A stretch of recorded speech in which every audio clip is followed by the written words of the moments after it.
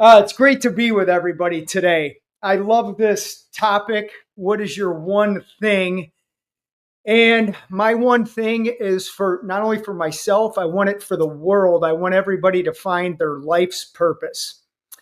Uh, Finding my life's purpose gave me a whole new view on life. It gave me a new perspective on life. Obviously, it gave me a new purpose on life. It actually gave me life. So let me explain what that means. I'm the survivor of my mom's suicide from her drug and alcohol addiction, my uncle's suicide to his drug and alcohol addiction, my aunt's suicide to her food addiction. The history of suicide and self destruction on my birth mother's side of the family is off the hook, as they say. I grew up basically just not feeling good.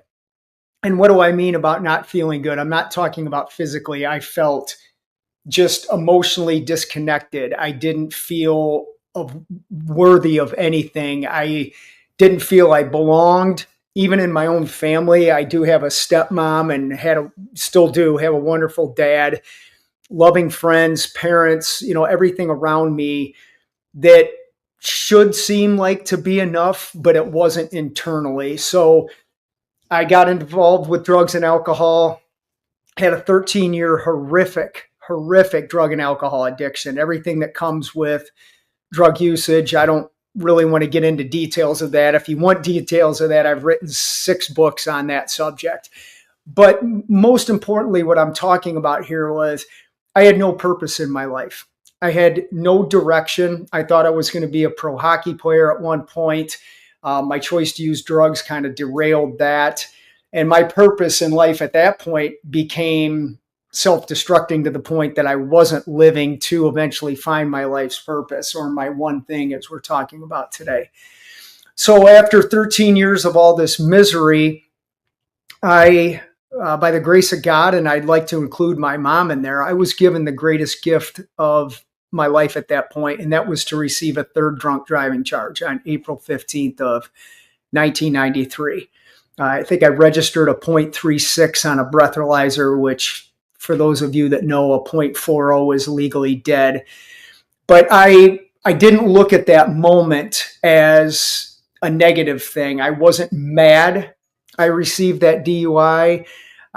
Quite honestly, I wasn't mad when I had to go to jail to serve the consequences of the choice to drink and drive. I was grateful that I didn't kill anybody drinking and driving, grateful that I had an opportunity to save my own life, to begin understanding the impact of trauma and why people self-destruct with food or gambling or cutting or what have you.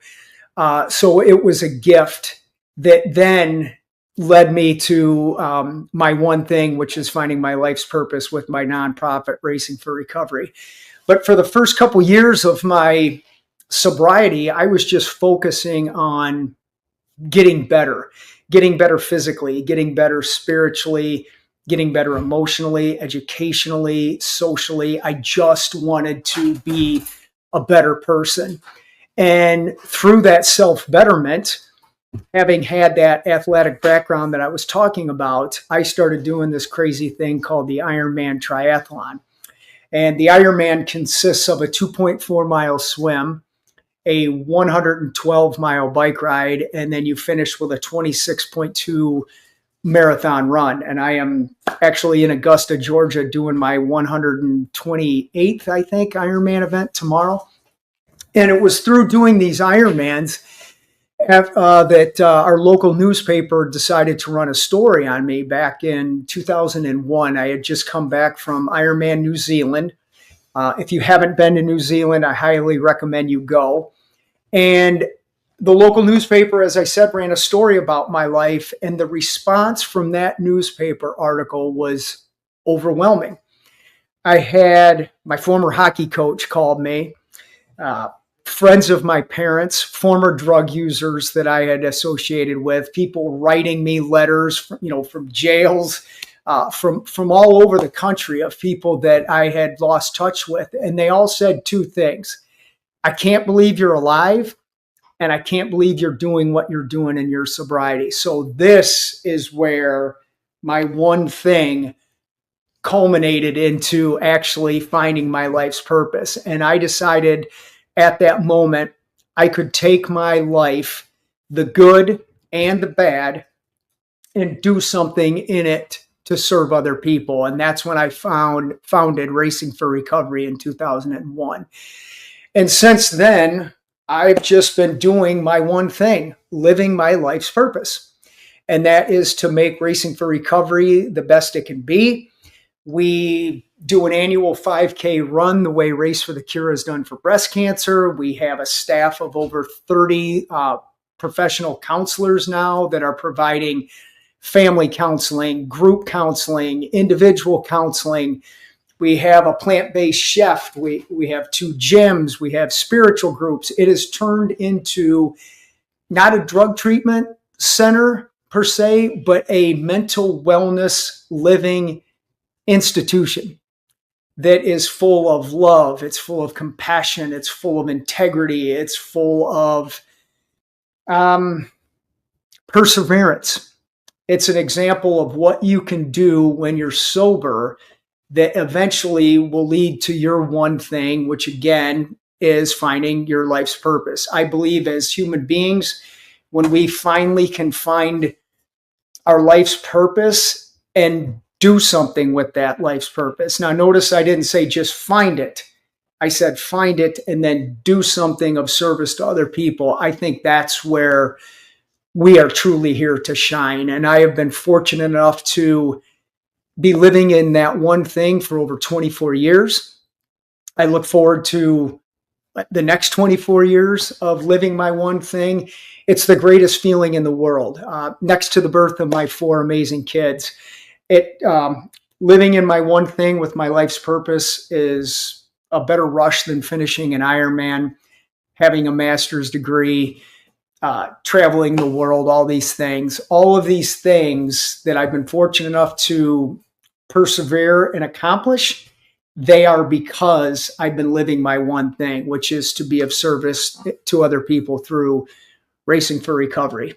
And that, my friends, is my one thing and how I live it and how thankful I am to be living it.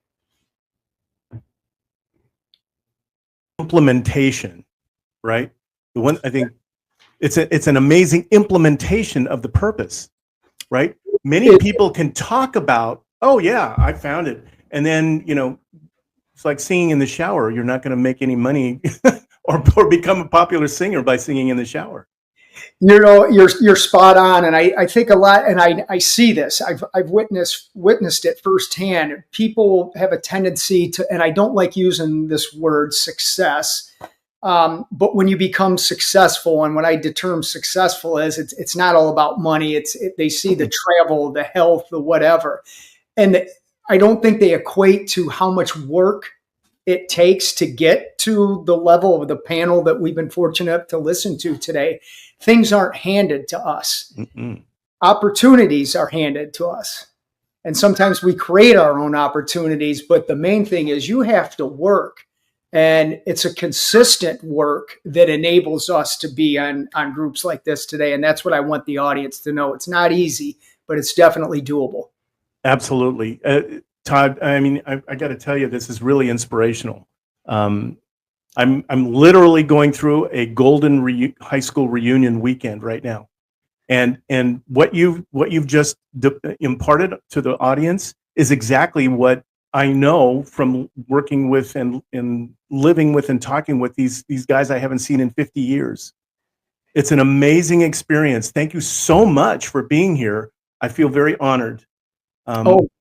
Likewise. It's a privilege. Yeah, I love listening to everybody. One thing, and it's all the same kind of concept, basically with a different face, sharing it. But I appreciate being on with you guys today. Thank you. Oh, absolutely. Is there any way that people can get in touch with you or can take advantage of the ecosystem that you've created? Absolutely. I should have typed it in the chat. Sorry, but racingforrecovery.org, toddcrandell.com. My books are on Amazon. You can find me there. Social media, I'm on Instagram at Sober Ultraman.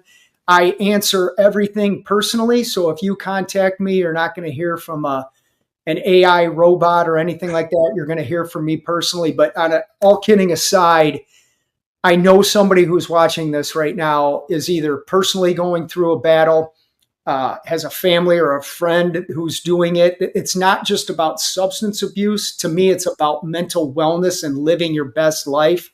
If you want to live your best life, I'm the guy to help you do so. So get a hold of me. Absolutely. Okay, everybody. You've heard some really, really awesome things that Todd's been talking about today. We live in a divided, fractured world today. And what we need to do is take advantage of these offerings that Todd and some of the other speakers have had. So your task, whether you choose to accept it or not, I don't care, is to go onto this website and identify how Todd can help you with the challenges that you have in your life. Okay? I'm typing it right now as we speak, so people spell my name right. There we go. There you go. We'll put that in there more. Too. Racingforrecovery.org. There you go. We're here. There we go. We're going to put that back up here and put them both up and show that. There we go. A little short, but we have it there. So everybody, please take advantage of the offerings that Todd has. And remember, there's two components that he's talking about. Find your purpose and do something with it. Yeah. Make something happen, because you know what? The world needs your voice. The world needs your example. They need to model what you can do and what you can provide to people. You never know. You are that center pebble in a pond that ripples out. How many thousands of people or tens of thousands of people has Todd reached, affected in their lives because he simply just did it? And you can too. I do want to say this. When I do these types of talks, I could talk for hours and hours, right? But I wanted to give enough to get the conversation going, which I appreciate. Here's another thing I want people to understand. You could be in your darkest hours, darkest months, darkest years, for me, darkest decades, and not be able to see the light on the other side.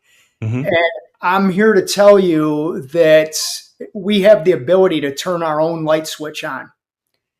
And I want you to embrace that power, knowing there's a light switch in that darkness somewhere. Keep searching for it. And once you turn that switch on, so to speak, your whole world's going to change. And again, not only for yourself, but for the betterment of mankind. And that's where the true work comes in. But I'll be honest with you, I haven't worked a real job since I started Racing for Recovery in 2001. But when I say work, I'm talking effort. It takes effort to be that professional singer, that doctor, that lawyer, that whatever you want to do. And no one's going to hand it to you. And when you work at it and it comes to fruition, it's the greatest feeling in the world, folks. Absolutely.